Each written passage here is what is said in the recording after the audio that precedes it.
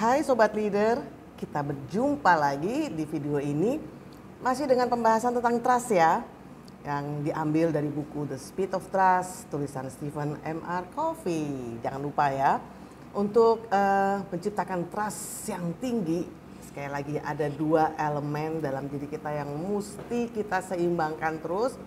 Kita perkuat karakter kita kembangkan kompetensi kita ya. Jadi dua elemennya adalah karakter dan kompetensi. Nah, ini semua kalau orang lain melihat berarti melihat dari apa sih? Dari perilaku kan. Yes, jadi karakter dan kompetensi akan terlihat dari perilaku. Nah, oleh karena itu pembahasan kita masih berlanjut nih tentang 13 perilaku gitu ya, teman-teman ya.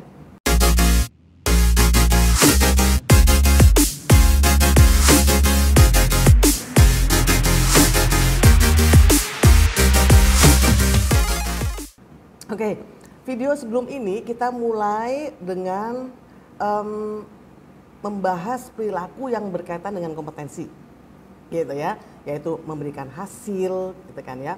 Yang mana ini terkait dengan usaha kita untuk bisa perform yang sebaik mungkin, gitu ya, secara konsisten tapi performnya ya, dan enggak memberikan janji yang enggak ditepatin, gitu kan ya, atau cari-cari alasan malahan ya kalau kita nggak bisa nepatin janji. Intinya adalah kita perform yang sebaik-baiknya. Lalu perilaku 7 adalah menjadi lebih baik pastinya gitu ya. Dengan cara apa? Ya terus-menerus mengembangkan diri dong gitu ya. Dan satu cara nih yang nggak kalah pentingnya, bersedia menerima feedback ya atau masukan. Nah selanjutnya adalah perilaku ke-8, menerima kenyataan gitu ya. Artinya kita berani mendiskusikan masalah yang sedang kita hadapi, isu-isu sensitif yang sedang kita hadapi. Untuk lebih detailnya, yuk cek lagi video sebelum ini, kan gitu ya. Oke, sekarang kita akan membahas dua perilaku lagi nih yang berkaitan dengan kompetensi, yaitu perilaku nomor 9 memperjelas harapan dan perilaku nomor 10 adalah mempraktekkan akuntabilitas. Oke, teman-teman. Perilaku memperjelas harapan itu terlihat ya ketika kita sedang dalam situasi kerjasama. Apakah itu tentang membicarakan timeline project gitu ya, negosiasi, ketika sedang interview pekerjaan ya, atau ketika sedang menjalin hubungan gitu ya. Jadi itu harapannya itu mesti jelas ini mau kemana kan gitu ya. Jangan berasumsi bahwa kita tuh udah paham atau orang lain ya juga udah paham sama kita. Enggak. Nah oleh karena itu jangan lupa ya 13 perilaku itu kan terkait dengan kalimat kan. Nah jadi kalimat-kalimat yang bisa dipakai kayak apa nih? Kayak gini contohnya. Apa sih yang Anda inginkan ya untuk saya lakukan? Misalnya ketika kita interview pekerjaan atau ada project gitu ya.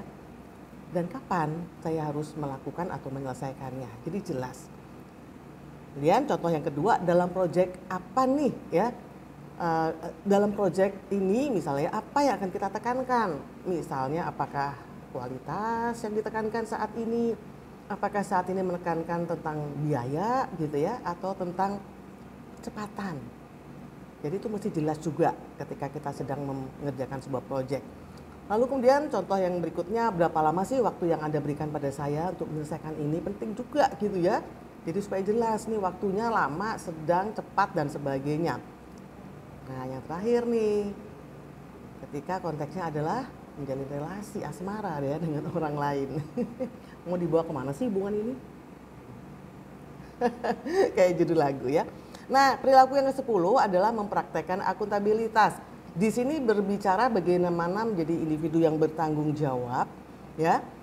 Dan mempertanggungjawabkan pekerjaan kita kepada orang lain. Jadi hasil kerja kita juga mesti kita pertanggungjawabkan gitu kan ya. Jangan nyalain orang lain kalau memang nggak berhasil gitu kan ya. Jangan menghindar kalau memang nggak bisa gitu kan. Intinya adalah selalu memberikan yang terbaik. Tapi kalau memang tidak berhasil ya jangan menghindar, jangan nyalahin. Yang penting adalah kita memberikan pertanggungjawaban, reasons yang kuat terhadap apa yang sudah kita lakukan. Nah, kalau gitu kalimatnya gimana nih? Kalimatnya adalah yang pasti ya, saya bertanggung jawab atas kesalahan ini. Kalau kita melakukan kesalahan gitu ya. Kemudian kalau kita ini leader bersama tim, Ya kalimatnya adalah ini kesalahan saya, bukan tim saya. Nah itu kalau kita sebagai leader. Lalu kemudian juga kita tanya apakah kami memberikan hasil yang diharapkan gitu ya dari pekerjaan-pekerjaan kami.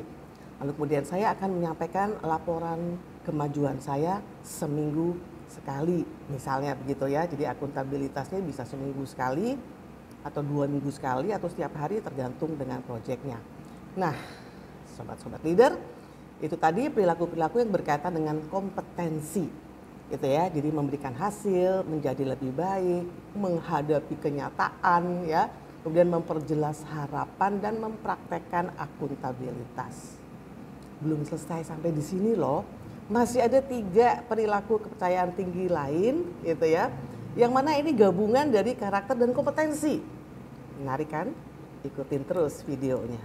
Yuk.